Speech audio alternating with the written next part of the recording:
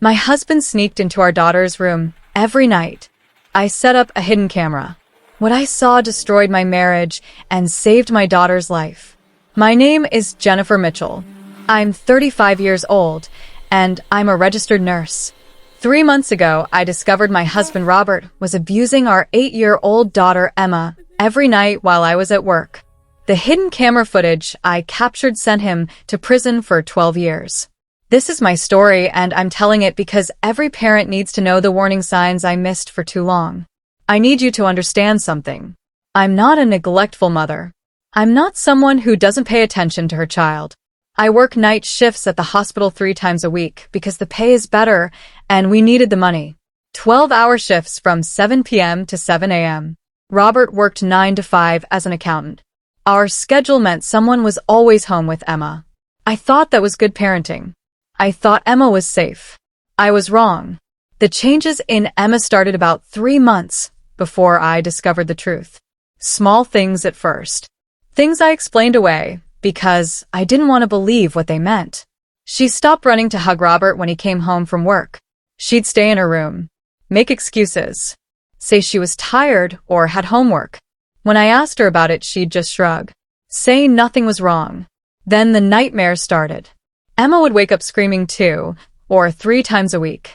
I'd go to her room and she'd be drenched in sweat, shaking. But when I asked what the nightmare was about, she couldn't or wouldn't tell me. Just cried and held on to me like she was drowning.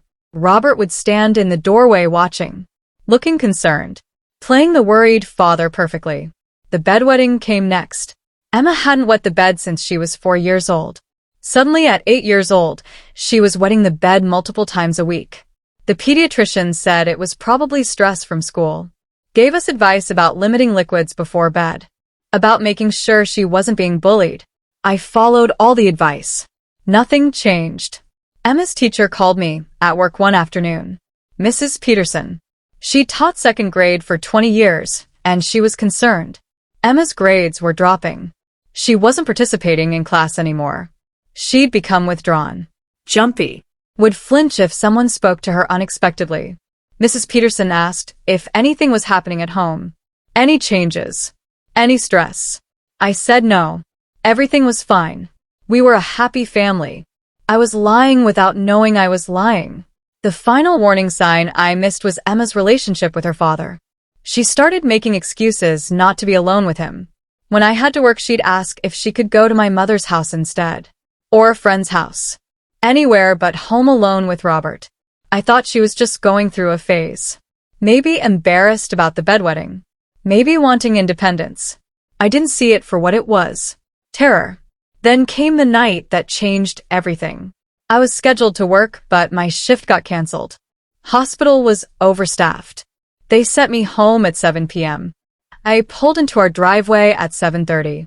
The house was quiet. Robert's car was in the garage. I went inside expecting to find him and Emma watching TV or playing a game. The living room was empty. Kitchen was empty. I called out but got no answer. Then I heard something from upstairs. A sound I couldn't quite identify. I went up the stairs. Emma's bedroom door was closed. There was a light on under the door, and I could hear voices. Robert's voice, low and angry, and Emma, crying softly. I opened the door, and the scene that greeted me made my blood run cold. Emma was standing in the corner of her room, face to the wall. Her hands were behind her back. She was in her pajamas even though it was only 7:30. Her shoulders were shaking. She was crying silently, and Robert was standing behind her, arms crossed, face hard. When I walked in, Robert jumped, spun around. His expression changed instantly from anger to surprise to forced casual concern. Hey, honey, you're home early. Emma was being difficult about bedtime, so I put her in timeout. It's 7:30. I said. Why is she going to bed at 7:30? She was tired, cranky, needed to calm down. His voice was smooth, reasonable, like this was completely normal. I looked at Emma. Her back was still to me. She hadn't turned around, hadn't said a word. Emma. I said, honey, you okay? She's fine. Robert said quickly. Just in time out. She'll be out in 10 minutes. I walked over to Emma, touched her shoulder. She flinched violently, like I'd burned her. I turned her around gently, and what I saw made me want to vomit. Her face was red and swollen from crying. Her eyes were terrified. There were finger-shaped marks on her upper arm where someone had grabbed her. Hard. What happened to her arm? I asked. My voice was shaking. She fell earlier, Robert said. Playing outside. Emma's eyes flickered to her father, then back to the floor. She said nothing. Emma. I knelt down to her level. Did you fall? She opened her mouth, Closed it. looked at Robert. He was staring at her with an expression I'd never seen before. Hard. Warning. Dangerous. Yes. Emma whispered. I fell. But I could see the lie. Could see the fear. Could see something was desperately wrong. Robert, why don't you go downstairs? I said. I'll handle bedtime tonight. She needs to finish her time out. He insisted. She needs to learn. I said I'll handle it. My voice went hard. Cold. Robert stared at me for a long moment, then nodded. Fine. He walked out, closed the door behind him. The second he was gone, Emma collapsed into my arms. Started sobbing. Real sobs now. Not the silent crying she'd been doing before. She clung to me like I was the only thing keeping her from drowning. Baby, I whispered. Tell me what's happening. Did Daddy hurt you? She went rigid. Pulled back. Looked at me with absolute terror. I can't tell you. She said. Daddy said I can't tell anyone. He said if I tell he'll what, Emma? What did he say? She shook her head violently. Wouldn't finish the sentence. I held her, rocked her, told her she was safe. But inside I was screaming. Inside I knew. My husband was hurting our daughter. And I'd been working night shifts completely unaware, leaving her alone with him. How long? How long had this been happening? I put Emma to bed that night. Lay with her until she fell asleep. When I went downstairs, Robert was watching TV like nothing had happened. Hey. He said. She calmed down now. What were you doing in her room? I asked. I told you. Time out. She was being bratty. What did she do? Doesn't matter. Kids need discipline, Jennifer. You're too soft with her. That's why she's having all these problems. The bedwetting. The nightmares. She's testing boundaries. I'm setting them. By grabbing her hard enough to leave bruises. She doesn't bruise easily. She probably did fall earlier. I stared at my husband. The man I'd been married to for 10 years. The man I thought I knew. And I realized I didn't know him at all. That night, I couldn't sleep. I lay in bed next to Robert, listening to him breathe, thinking about Emma's terror.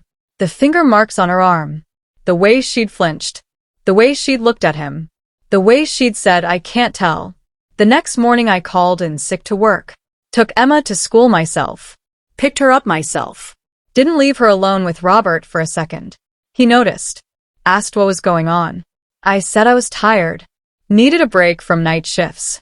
He accepted that. But I knew I couldn't watch Emma every minute of every day.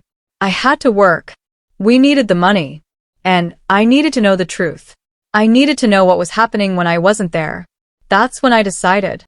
I was going to set up a camera in Emma's room. A hidden camera. And I was going to find out exactly what my husband was doing to our daughter. The next day, while Robert was at work and Emma was at school, I went to the electronics store. Bought a small wireless camera that looked like a nightlight. It streamed directly to my phone. Had night vision. Could record continuously. The salesman thought I was setting up a baby monitor. I didn't correct him.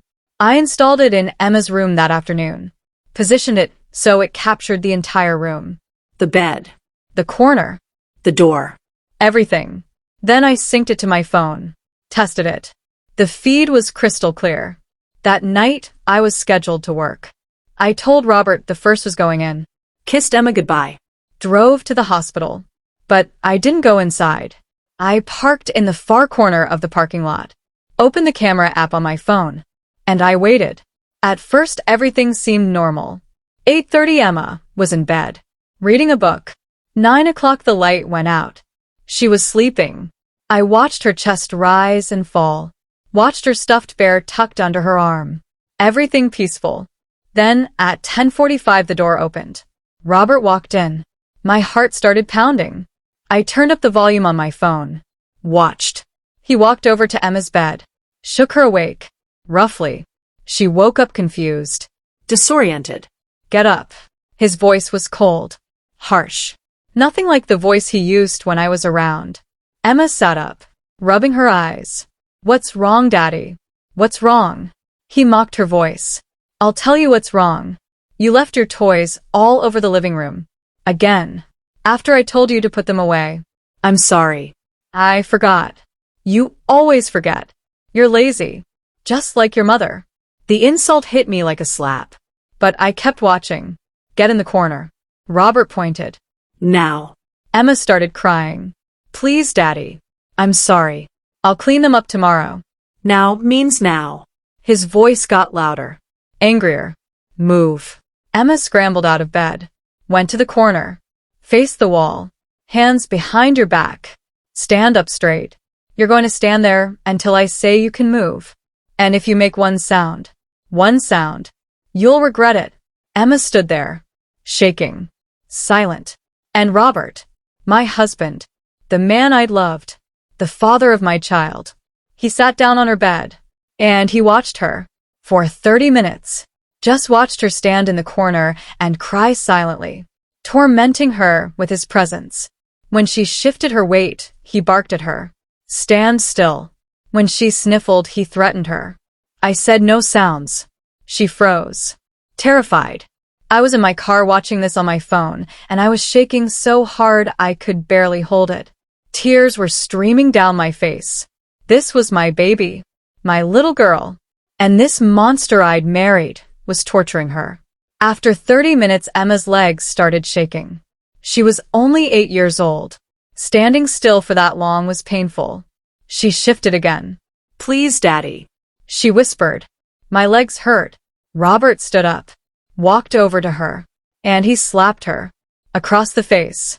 Hard enough that the sound was audible on the camera. Hard enough that Emma stumbled. I told you. No. Sounds. He grabbed her arm. The same arm that had the bruises. Squeezed. You don't listen. You never listen. Maybe you're too stupid to understand. He shook her. Emma's head snapped back and forth. She was crying harder now, trying to stay quiet but unable to stop the sobs. This is what happens. Robert hissed. When you don't obey. When you make me come up here and discipline you. This is your fault. Do you understand? Your fault. Yes. Emma choked out. I'm sorry. I'm sorry. You're always sorry. But you never change. He shoved her back toward the corner. Stand there until I come back. And if you move, if you make one sound, it'll be worse.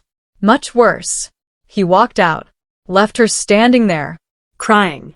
shaking, terrified. I looked at the timestamp on the video. It was 11:20 p.m. My 8-year-old daughter was standing in a corner, being tortured while I sat in a parking lot, unable to do anything. But I was doing something. I was recording every second, building evidence. Because now I knew the truth. And I was going to destroy him. Robert came back to Emma's room at midnight. I watched on my phone as he opened the door. Emma was still standing in the corner. She'd been there for over an hour. Her legs were shaking. She was swaying slightly, fighting to stay awake, fighting to stay still. You can go to bed now, Robert said. His voice was calm now, almost kind, like he was doing her a favor. But remember, this is between us.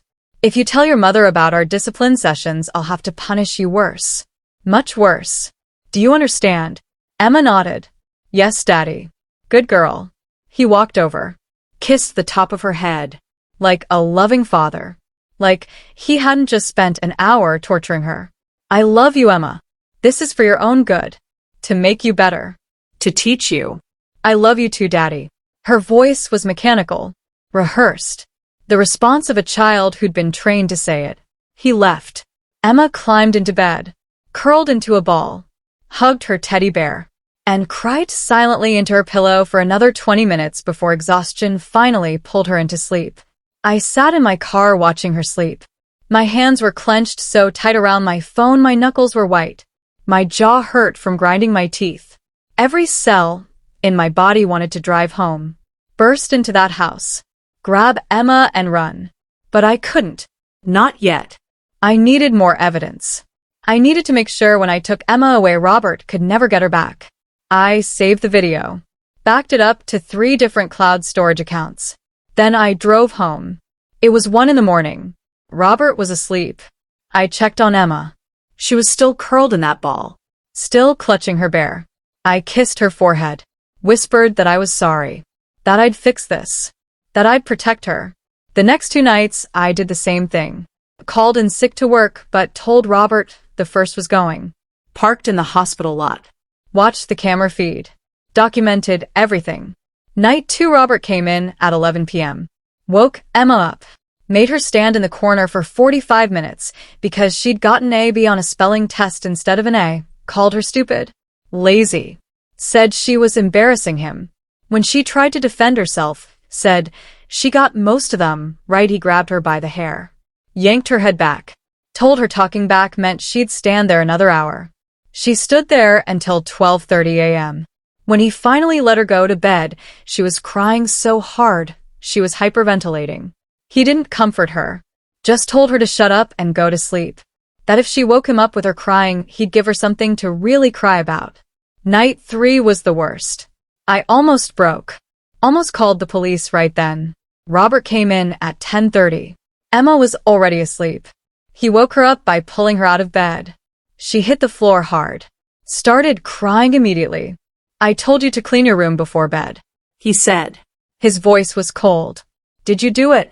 Emma looked around frantically. Her room was clean. I'd helped her clean it that afternoon. It was spotless. Yes, Daddy.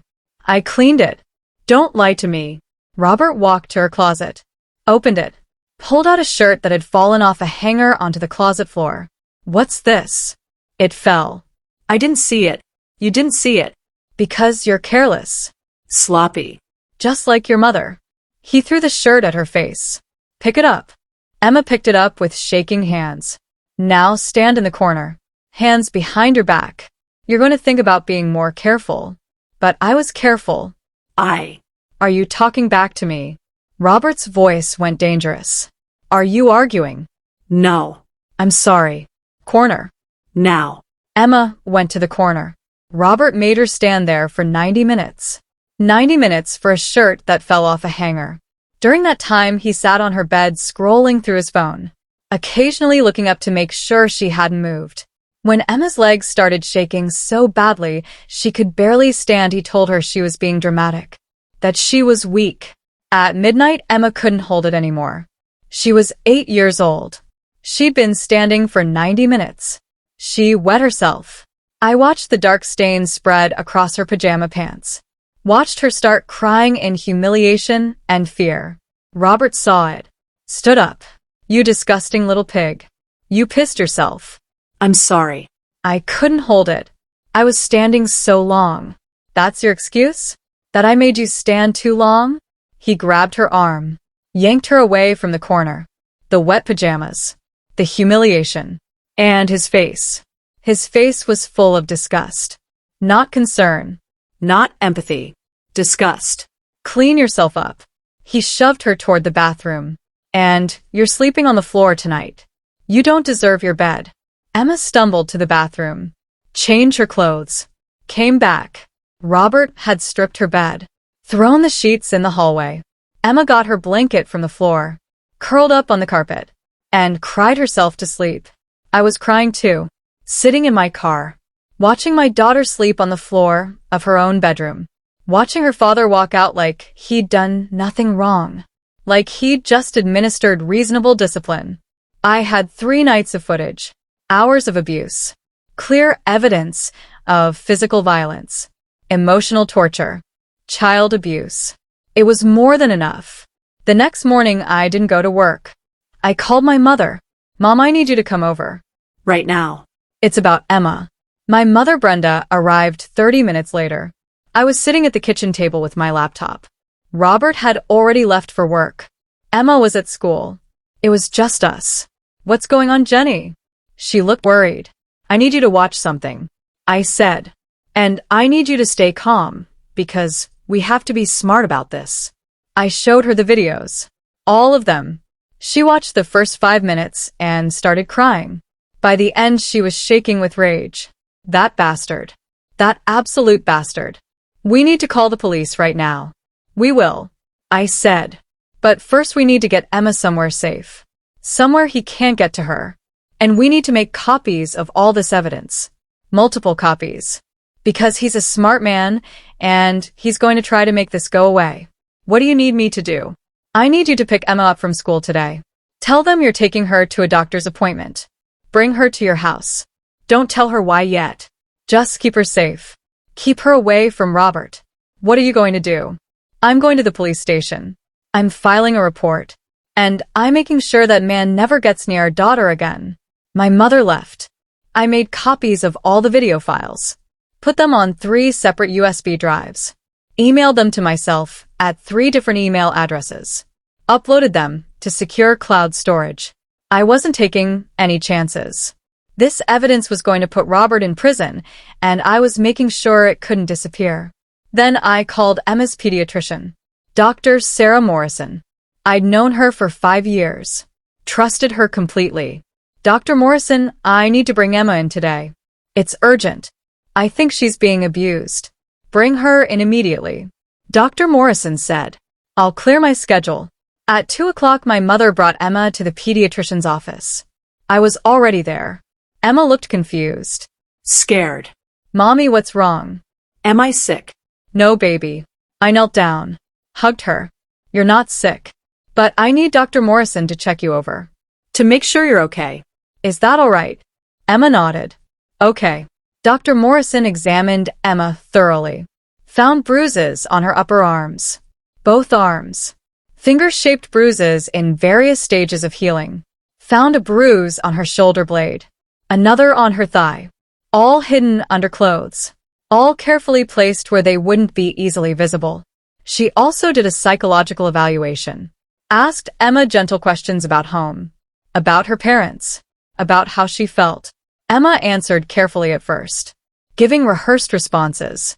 But Dr. Morrison was experienced. Patient. Eventually, Emma started telling the truth. My daddy gets mad at me a lot. Emma said quietly.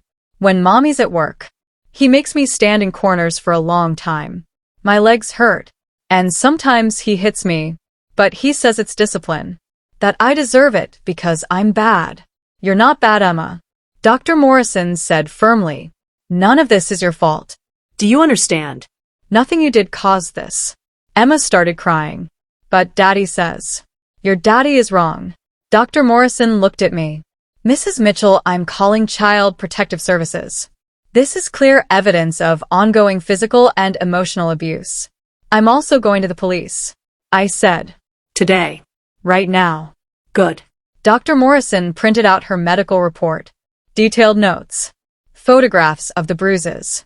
Her professional opinion that Emma was being systematically abused. This will help your case.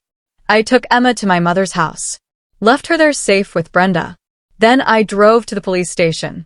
Asked for the detective in charge of child abuse cases. Was directed to Detective Patricia Garcia.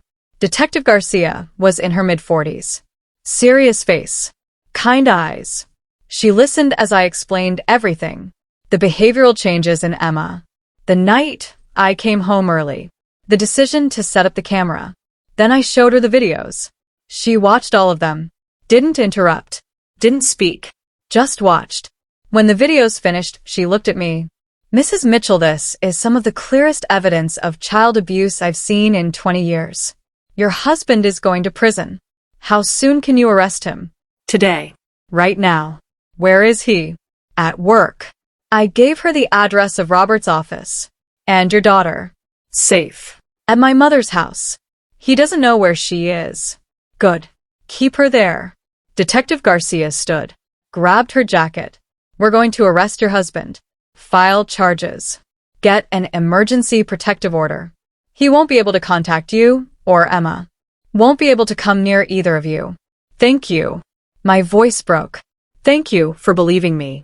Mrs. Mitchell, you did everything right. You documented. You protected your child. You're a good mother. Now, let us handle the rest. Detective Garcia called me at 4:30 that afternoon. We have him. He's in custody. Your husband is being processed right now. I was at my mother's house with Emma. She was in the living room watching cartoons, unaware that her father was being arrested, unaware that her life was about to change completely. What happens now? I asked.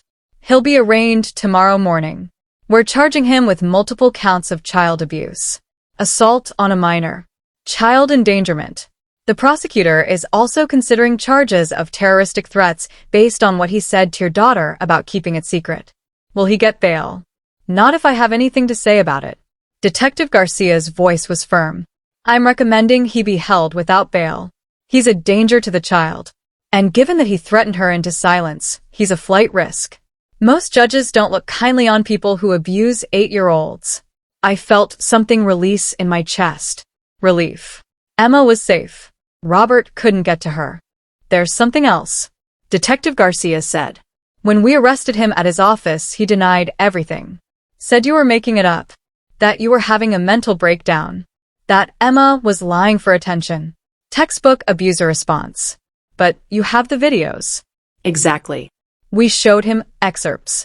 Just enough to let him know we had evidence. Mrs. Mitchell, his face went white. He knew he was caught. Started backtracking. Saying it was discipline. That he never meant to hurt her. That you were too soft, and he was trying to make Emma stronger. That's not discipline. That's torture. I know. And the prosecutor knows. And tomorrow a judge will know. Your husband is going away for a long time. That night I sat Emma down. My mother was there for support. Emma was eating ice cream. Still thinking this was just a nice visit to Grandma's house. Baby, I said gently. We need to talk about something important. Emma's spoon stopped halfway to her mouth. Her face went wary. Am I in trouble? No. God, no. You're not in trouble. You've done nothing wrong. But I need to tell you something about Daddy. Emma's whole body tensed. She set down her ice cream, looked at the floor. Sweetheart, I know what Daddy's been doing to you. At night when I'm at work. The standing in corners. The hitting. The mean things he says. I know all of it. Emma's head snapped up, eyes wide with terror. You know. But Daddy said. He said if I told. I know what he said. But baby, he was wrong. What he was doing to you was bad. Really bad. And grown-ups aren't allowed to hurt children. Even daddies. Tears started rolling down Emma's face. I tried to be good mommy. I tried so hard. But I kept making him mad. I pulled her into my lap. Held her tight. Listen to me. Nothing you did made him hurt you. Nothing. He hurt you because something is wrong with him. Not with you. You are a good girl. A wonderful girl. And you didn't deserve any of what he did. Where's Daddy now? He's been arrested. That means the police took him to jail. He can't come home. He can't see you. He can't hurt you anymore. Emma pulled back. Looked at me with those big 8-year-old eyes. Really? He can't come back. Really? She burst into tears. But not scared tears this time. Relief tears. She sobbed into my shoulder for 10 minutes. My mother was crying too. We all were. Years of fear and pain pouring out. When Emma finally calmed down, she asked, Are you mad at me, Mommy? For not telling you? Oh, baby, no. I'm not mad at you. I'm mad at myself for not seeing it sooner. I'm mad at Daddy for hurting you. But I could never be mad at you. She hugged me tighter. I love you, Mommy. I love you too, sweetheart. So much. And I promise you're safe now. I won't let anything bad happen to you ever again. The arraignment was the next morning. I didn't take Emma. Left her safe with my mother. But I went. I needed to see Robert's face when he was formally charged. Needed to see him in handcuffs. Needed to know this was real. The courtroom was small. Cold. Robert was led in wearing an orange jumpsuit. Hands cuffed in front of him. He looked smaller somehow. Less powerful. When he saw me sitting in the gallery, his face twisted with rage. He tried to move toward me. The bailiff grabbed him. shoved him back. The judge was a woman in her 60s. Judge Patricia Herrera. She looked at Robert with open disgust as the charges were read. Mr. Mitchell, you are charged with 7 counts of child abuse, 4 counts of assault on a minor, 2 counts of child endangerment, 1 count of witness intimidation. How do you plead? Robert's public defender stood. Not guilty, Your Honor. My client maintains his innocence. Judge Herrera looked at the prosecutor. Bail recommendation. The prosecutor was a tall black woman named Angela Thompson. She stood. Your Honor, the state recommends the defendant be held without bail. We have video evidence of the defendant physically and emotionally abusing his 8-year-old daughter over multiple nights. The abuse was systematic, calculated, and the defendant threatened the child into silence. He is both a danger to the victim and a flight risk. Judge Herrera looked at Robert. Mr. Mitchell, I've reviewed the evidence submitted by the prosecution. The videos are disturbing to say the least. You systematically tortured your own child. Robert's lawyer tried to object. Your Honor, my client was administering discipline. That was not discipline, counselor. Judge Herrera's voice went hard. That was abuse. Cruel and deliberate abuse. The defendant is remanded without bail pending trial. Emergency protective order is granted. The defendant is prohibited from any contact with the victim or her mother. Next court date is in 30 days. Robert exploded. You can't do this. She's my daughter. I have rights. Jennifer, tell them. Tell them you're making this up. The bailiffs grabbed him, started dragging him out. He was screaming now. You're destroying our family. Emma needs her father. You're going to regret this, Jennifer. You're going to regret this. I stood up, looked him in the eyes. The only thing I regret is not protecting her sooner. He was still screaming as they took him away. The courtroom doors closed. Silence fell. Detective Garcia came over to me. That went well. He's not getting out. Good. Mrs. Mitchell, you should know. We executed a search warrant on your house this morning. Found some disturbing things in your husband's home office. What things? A journal. Detailed entries about his discipline sessions with Emma. What he did. Why he did it. How she reacted. He was documenting the abuse like some kind of sick experiment. My stomach turned. Why would he do that? Control. Detective Garcia said. Some abusers document their abuse because it gives them a sense of power. Proof of their dominance. But it works against them in court. This journal is evidence of premeditation, of calculated torture. How far back do the entries go? 6 months. Ever since you started working night shifts. 6 months. Emma had been suffering for 6 months, and I hadn't known, hadn't seen, hadn't protected her. This isn't your fault, Detective Garcia said firmly, reading my face. He hid it. He manipulated you. He threatened Emma into silence. You couldn't have known. But I should have seen the signs. The signs were there, but they were subtle. And you caught them. You figured it out. You protected your daughter. That's what matters. Over the next 2 weeks, Emma started therapy with Dr. Melissa Torres, a child psychologist who specialized in trauma. The first few sessions were rough. Emma was scared to talk, scared to trust. But Dr. Torres was patient. Kind. Slowly, Emma opened up. She told Dr. Torres about the first time Robert hurt her. 6 months ago. She'd accidentally spilled juice on the carpet. He'd made her stand in the corner for an hour. When she'd cried, he'd slapped her. Told her crying was for babies. That she needed to toughen up. After that, it became a pattern. Any small mistake would result in punishment. Standing in corners for hours. Slapping. Grabbing. Shaking. And the verbal abuse. Constant criticism. Being called stupid. Lazy. Worthless. Just like your mother. Dr. Torres diagnosed Emma with PTSD. Post-traumatic stress disorder. From 6 months of systematic abuse. She said Emma would need ongoing therapy. That the nightmares and bedwetting might continue for months. That healing would take time. But she also said Emma was resilient. That with proper support, she could recover. That she could feel safe again. My mother moved in with us. I couldn't work night shifts anymore. Couldn't leave Emma alone, even though Robert was in jail. Emma needed me home, needed to know I was there, needed to feel safe. The divorce papers were filed. I was seeking full custody, termination of Robert's parental rights. He fought it, of course. His lawyer claimed he was being unfairly targeted, that he was a good father, that I was poisoning Emma against him. But the evidence was overwhelming.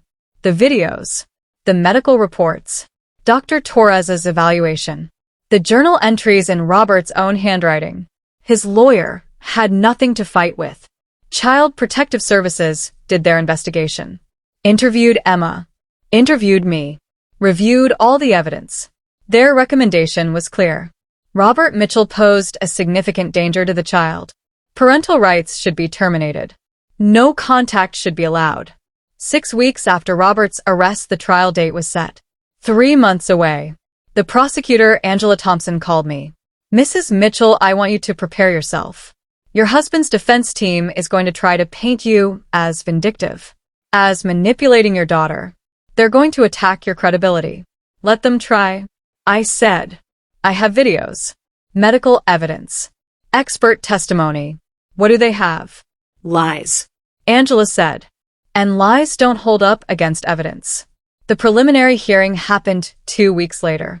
Robert's lawyer presented his defense, claimed the videos were taken out of context, that what looked like abuse was actually just strict parenting, that Emma was exaggerating, that children her age were dramatic and unreliable. Then Angela played the full videos in court. All of them. Hours of footage. Robert standing over Emma as she cried silently in a corner.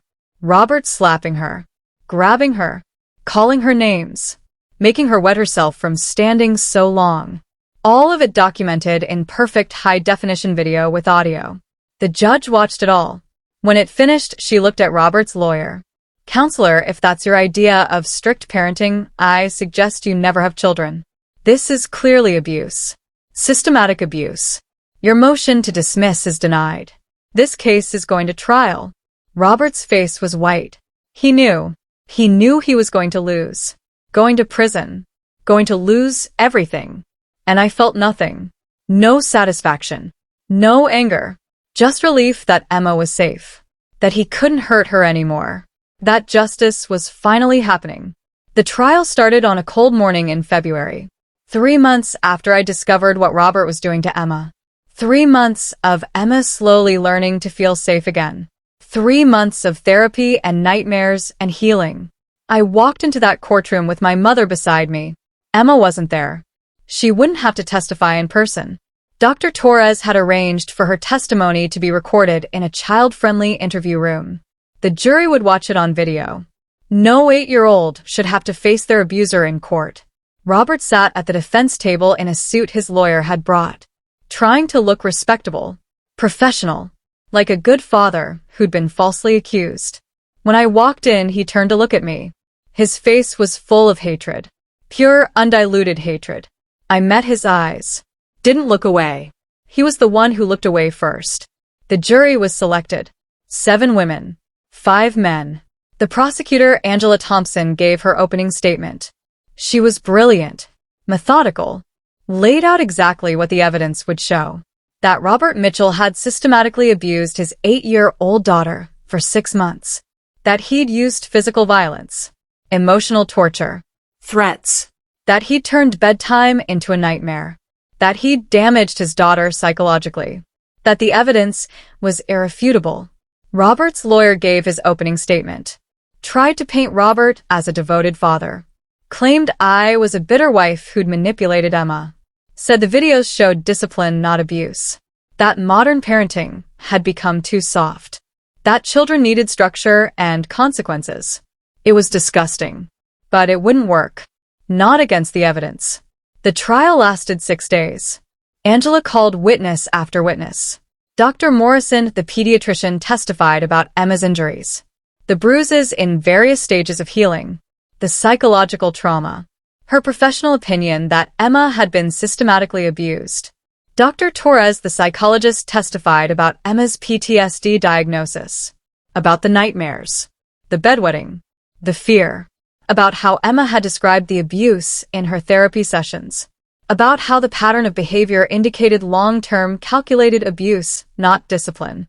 Detective Garcia testified about finding the journal in Robert's office, about the detailed entries describing each punishment, about how the journal showed premeditation and intent. Then Angela played the videos. All of them. The jury watched in silence. I watched their faces. Several women were crying. One man looked like he wanted to vomit. They saw Robert make Emma stand in corners for hours. Saw him slap her, grab her, call her names. Saw him make her wet herself, and then mock her for it. Saw everything. When the videos finished, the courtroom was silent. Even Robert's lawyer looked sick. Then came Emma's recorded testimony. She sat in a small room with Dr. Torres, answered questions in her small 8-year-old voice, told the jury about the punishments, about being scared every night when mommy left for work, about how daddy said it was discipline, but it hurt, about how he said not to tell anyone or it would get worse. My daddy used to be nice, Emma said. Her voice was quiet. Before mommy started working nights. But then he changed. He got mean. He hurt me a lot. He said I was bad, that I deserved it. But I tried so hard to be good. I tried so hard. The jury was transfixed. You could have heard a pin drop. Robert's lawyer tried to cross-examine, suggested Emma had been coached, that she was repeating what I'd told her to say. But Dr. Torres shut that down immediately, testified that Emma's statements were consistent across multiple sessions, that the details were too specific to be coached, that Emma's trauma responses were genuine. Then I testified, told the jury about noticing the changes in Emma, about coming home early and finding her in the corner, about setting up the camera, about watching the abuse happen in real time on my phone, about the horror of realizing I'd left my daughter alone with a monster. Robert's lawyer tried to attack me on cross-examination, suggested I was a neglectful mother, that working night shifts meant I didn't care about my daughter, that I'd set up the camera to create evidence for a divorce, not to protect Emma. I looked at that lawyer and said working night shifts doesn't make me neglectful. It makes me a mother who is doing her best to provide for her family. And the moment I discovered my daughter was being abused, I protected her. I documented the abuse. I went to the police. I did everything right. The only person in this courtroom who failed Emma is sitting at that defense table. Several jurors nodded. Robert's defense was pathetic. His lawyer called character witnesses, people who said Robert was a good man, a devoted father. But none of them had seen what happened behind closed doors. None of them had seen the videos. Robert himself testified, tried to claim the punishments were reasonable discipline, that Emma was a difficult child who needed structure, that I was overreacting, that standing in a corner never killed anyone. Angela destroyed him on cross-examination, played clips from the videos while he was on the stand, made him watch himself slap his daughter, made him listen to himself call her stupid and worthless. Mr. Mitchell, Angela said, her voice cold, is it reasonable discipline to make an 8-year-old stand in a corner for 90 minutes until she wets herself? She needed to learn. Learn what? That you're bigger and stronger and can hurt her whenever you want. That's not what I was teaching. Then what were you teaching, Mr. Mitchell? What lesson was your daughter supposed to learn from being slapped across the face? From being called stupid? From being threatened into silence? Robert had no answer. The jury deliberated for 4 hours. When they came back, the 4 women stood. Read the verdict. Guilty. Guilty on all 7 counts of child abuse. Guilty on all 4 counts of assault on a minor. Guilty on both counts of child endangerment. Guilty of witness intimidation. Guilty on every single charge. Robert's face collapsed. He started crying, begging the judge for mercy, saying he was sorry, that he'd made mistakes, that he loved Emma. The judge was unmoved. Mr. Mitchell, she said, you systematically tortured your 8-year-old daughter for 6 months. You physically abused her, emotionally abused her, terrorized her. You made her too afraid to tell anyone. You documented your abuse like it was some kind of experiment. You showed no remorse until you were caught. She paused. The sentencing guidelines recommend 8 to 12 years. I'm sentencing you to the maximum. 12 years in state prison. You'll serve a minimum of 10 before being eligible for parole. Your parental rights are hereby terminated. You will have no contact with the victim. No letters. No phone calls. Nothing. When you get out of prison in 12 years, your daughter will be 20 years old. And if she never wants to see you again, that will be her choice. You lost the right to be her father when you started hurting her. Robert was led away in handcuffs. Still crying. Still begging. I felt nothing. No satisfaction. No anger. Just relief that it was over. Outside the courthouse, Emma was waiting with my mother. When she saw me, she ran over. Is it done, Mommy? Is Daddy going to jail? Yes, baby. It's done. He's going to jail for a very long time. You're safe now. She hugged me tight. I'm really safe. Really safe. I promised. 2 years have passed since that day. Emma is 10 now. She still has nightmares sometimes. Still sees Dr. Torres twice a week. But she's getting better. The bedwetting stopped months ago. She smiles more. Laughs more. She's starting to feel like a kid again instead of a scared victim. I changed careers. No more night shifts. I work at a pediatric clinic now. Daytime hours. I'm home every night. Emma knows I'm there. Knows she's safe. Knows no one will hurt her. Robert is in prison. He sends letters sometimes. I return them unopened. He has no right to contact us. No right to ask for forgiveness. He made his choices. Now he lives with the consequences. I speak at schools now. At parent groups. At hospitals. I tell Emma's story. I teach parents the warning signs of abuse. I tell them to trust their instincts. To pay attention when their children's behavior changes. To never dismiss fear in a child's eyes. And I tell them what I learned. That monsters don't always look like monsters. Sometimes they look like devoted fathers. Like successful professionals. Like the person sleeping beside you in bed. But if you pay attention, if you watch carefully, if you listen to what your child is telling you without words, you can catch them. You can protect your child. You can save them like I saved Emma. Child abuse happens behind closed doors, often by parents who seem normal in public. Watch for warning signs. Sudden behavioral changes. Fear of a specific parent. Regression like bedwetting. Nightmares. Flinching. Being too quiet or too obedient. These are red flags. If you suspect abuse, document everything. Set up cameras if needed. Take your child to a doctor. Get injuries documented. Call the police. Contact Child Protective Services. Don't wait. Don't hope it will stop. It won't stop unless you intervene. Abuse is never discipline. Discipline teaches. Abuse terrifies. No child should fear their own parent. No child should be hit, shaken, called names, or made to stand in corners for hours. That's torture, not parenting. If you're a child being abused, tell someone. A teacher. A school counselor. A friend's parent. A doctor. Keep telling until someone believes you. You deserve to be safe. You deserve to be protected. It's not your fault. If this story opened your eyes, smash that subscribe button right now. This is the kind of content that could literally save a child's life.